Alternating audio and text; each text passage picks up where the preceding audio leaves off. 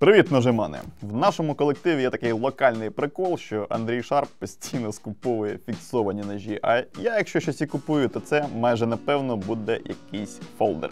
Це вже супроводжується постійними підколами, в тому числі з боку аудиторії. Тому я вирішив зняти таке відео, в якому розкажу, чому так відбувається, які саме фіксовані ножі я б собі купив, але не роблю цього.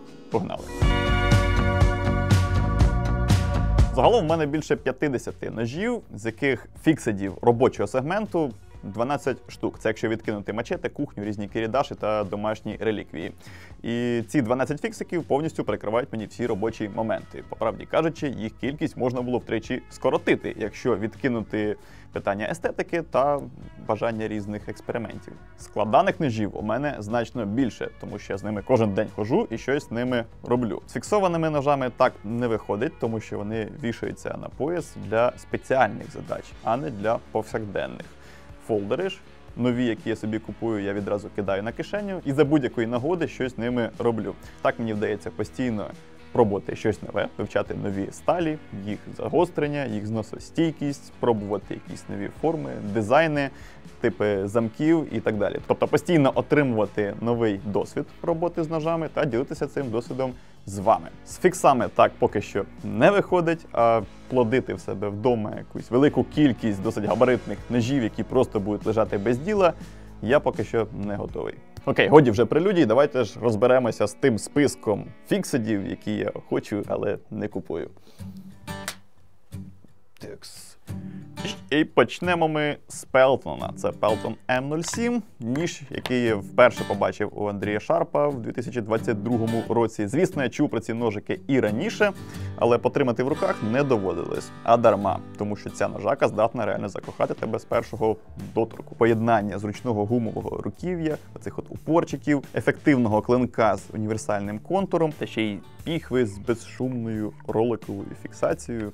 Ну от загалом з першого побачення з цим Pelton я загорівся придбати собі такий. Щоправда, я хотів купити М07, тобто коротку версію, а у Шарпа, як ви знаєте, М95, тобто більше. Парадоксальна ситуація, Шарпу подобається більший, ніж мені подобається менший. Тим не менш, загорівся, але не купив я його тоді в 22-му, тому що на той момент у мене був Cold Steel SRK, ще старий, японського виробництва з AUS 8, який цілком мене влаштовував от в ролі такого універсального міцного ножа для різних польових історій. SRK я трохи згодом відправив близькій людині на фронт, але Pelton так і не купив. І напевно тому, що це ніж, розумієте, він не для риболовлі і не для туризму, він більше для партизанінгу такого в фінському стилі. А для цього діла в мене повна шухлядка різного добра, починаючи з банального глока 81-го і закінчуючи різними там Cold Steel AK-47 з порошкової сталі CPM 3V. Звісно, я згоден, що Pelton – це такий ніж, який має бути в колекції і крапка. Але особисто в моїй колекції його час ще не настав. Далі BBK Жнець. Як знаєте, в мене вже є один ніж від Blade Brothers. Це Navajo, який я купував, здається, у 2018-му, якщо не помиляюсь. Загалом давненько. І походивши з цим Navajo на EDC певний час, я зрозумів, що трохи його забагато, навіть для мого збоченого уявлення про ножеманію. Такий ніж, він для польового використання ок, а для EDC все-таки він створює більше незручностей, аніж приносить користі. Навіть за умови, що він сильно подобається. Тим не менш, відмовитись від ідеї мати в себе в інструментарії ніж від Blade Brothers саме для повсякденного носіння я не зміг. І перебравши всі варіанти, які в них були саме EDC-шного формату, мені найбільше сподобався Жнець. Мені дуже імпонує їх стиль носіння повсякденного фіксованого ножа в районі поясної бляхи, але для цього він має бути, трястя, трошки меншим, ніж оцей Navajo. Це банальна зручність або незручність, в залежності від габариту ножа, який ми носимо спереді на поясі. Даний Жнець є ножем за дизайном Вальдехана, досить відомої в українській ножовій культурі людини. Мені подобається його дизайн, подобається ергономіка. Тут значно зручніше, як на мене, руків'я, навіть в порівнянні з Navajo.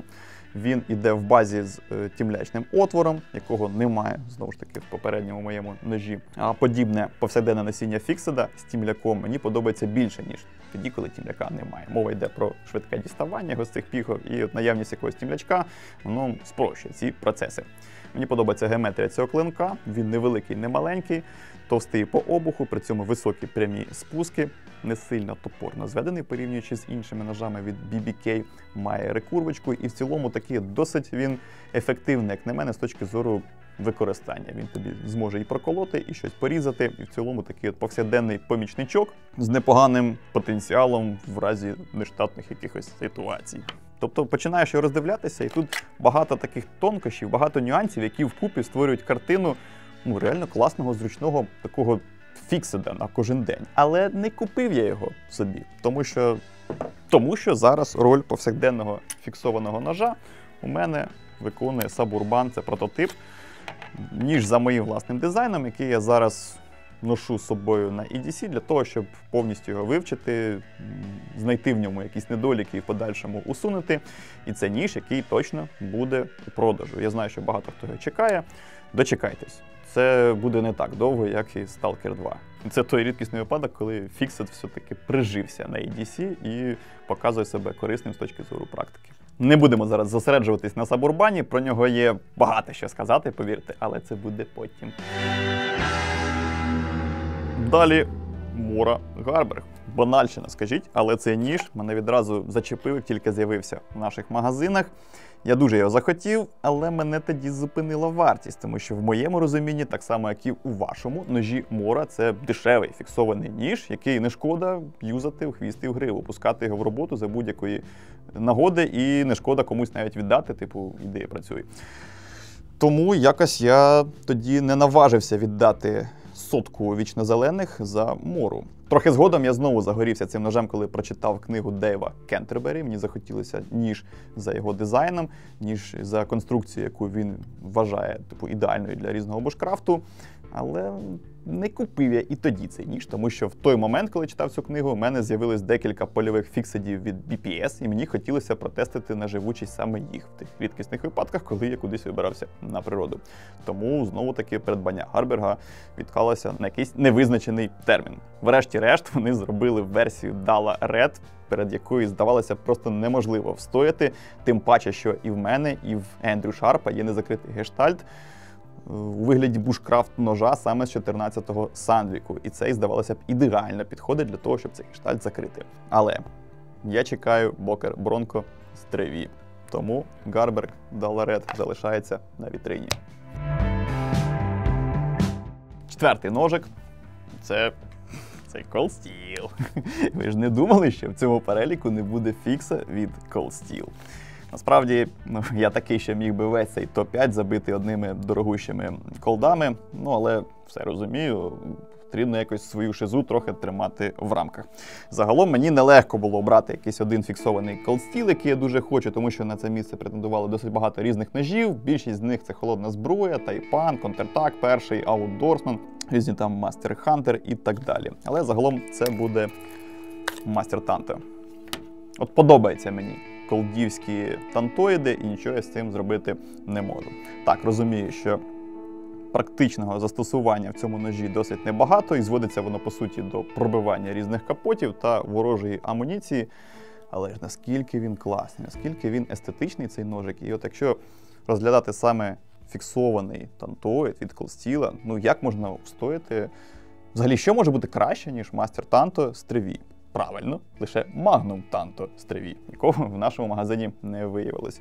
Загалом давно придивляюсь до цього ножа, хотів би його придбати в пару до свого рекончика тантоїда з CTS XHP, але не роблю його досі через те, що, по суті, функціонал цього ножа, як я вже казав, досить обмежений, вартість його досить суттєва, до того ж це холодна зброя. І хоч дозвіл на зброю у мене є, але я чітко розумію, що даний ніж, він, по суті, буде у мене дорогою цяцькою, а це наразі особисто для мене не на часі. І п'ятий ніж на завершення – це легендарний Combat 2 Бокер Золінген. Фіксований ніж за дизайном Рекса Еплгейта Вільяма Фейрбейна. скільки б ти не намагався, це прізвище важко вимовити з першого разу. Навряд чи я вам розкажу щось новеньке про цей легендарний зразок холодної зброї. Ніж спроектований досить давно, і зараз важко знайти захопленого ножемана, який би не чув про Combat 2 від Boker Zollingen. Ніж, який важко критикувати, якщо розглядати його саме для тих цілей, для яких він створений. Ви розумієте, для яких цілей. І, по суті, він є, з моєї точки зору, абсолютно ідеальним, довершеним, досконалим ножем для цих задач, який нема куди взагалі вдосконалювати. І цим він мене і приваблює. І водночас з тим, я хотів би мати його в своїй колекції, але не купую поки що за тими самими причинами, що і Master Tanto. Ніж холодна зброя, ніж досить суттєво коштує. Не так багато, щоб його не можна було, в принципі, собі дозволити, але те розуміння, що ніж не несе якогось практичного навантаження, окрім однієї єдиної функції, про яку ви знаєте, це розуміння мене зупиняє в його придбанні. Тому що, знову ж таки, цей ніж буде прикрасою, який буде десь стояти, радувати моє око. Час від часу я буду брати його до рук, але на цьому все і закінчиться. Тому нехай його придбає радше той, хто знайде йому практичний застосунок в наш нелегкий час. Поки що це буде не я.